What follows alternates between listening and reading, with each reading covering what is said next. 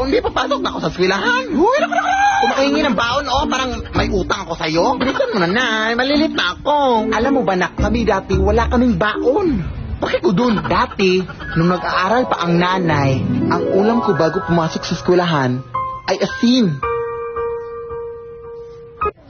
Tapos, pahirapan pa kami dati papunta sa eskwelahan kasi dadaan pa kami sa maraming ilog na may mga crocodiles.